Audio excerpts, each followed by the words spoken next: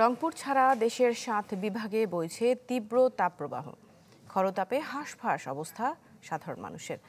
আবহাওয়া অফিসের পূর্বাভাস ২০ এপ্রিলের পর আরও বাড়তে পারে তাপমাত্রা।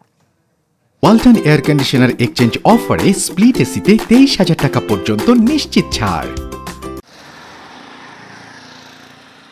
এবছর শুরু থেকেই রুদ্ররূপে বৈশাখ। দিন দিন তাপমাত্রার পারদ বাড়তে থাকায় ওষ্ঠাগত নগরবাসীর প্রাণ। জীবিকার খোঁজে ঘর থেকে বের হয়ে জীবন বাঁচানোই যেন দায়। তীব্র গরমে পথিক থেকে পাখি, একটুখানি দম নেওয়ার আশ্রয় যেন প্রকৃতি। গরমের কারণে অনেক অসুস্থ বোধ করতেছি, আর তাছাড়া তো এমনি বাইরে তো কাজ কামে বেরোতেই হয়, আর সেই জন্য অনেক বিরক্তও লাগতেছে। গরম যেমনই পড়ুক, যত বেশি গরম পড়ুক, আমাদের পেটের দায় এখন আমরা এটা করে খাইতে হবে। যদিও আগামী দিনগুলোতে কোনো সুখবর নেই আবহাওয়া অফিসের কাছে।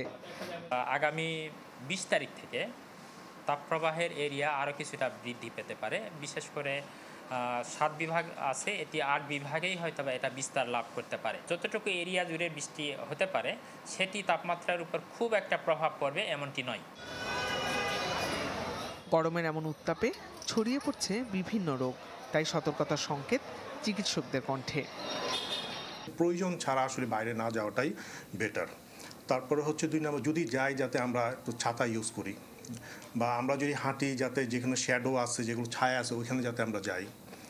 ৩ নম্বর হচ্ছে যে আমরা একটু পরপর পানি খাওয়া।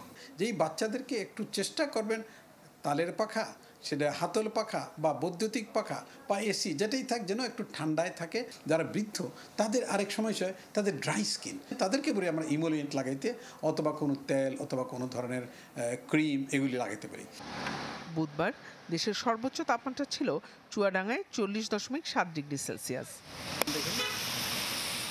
শেষ বিকেলে এক পশলা বৃষ্টি কিছুটা স্বস্তি বয়ে আনে নগর জীবনে। বৃষ্টি হয়েছে রাজধানী সহ দেশের বেশ কয়েকটি এলাকায়। জিনিয়া কবির সূচনা, চ্যানেল 24, ঢাকা।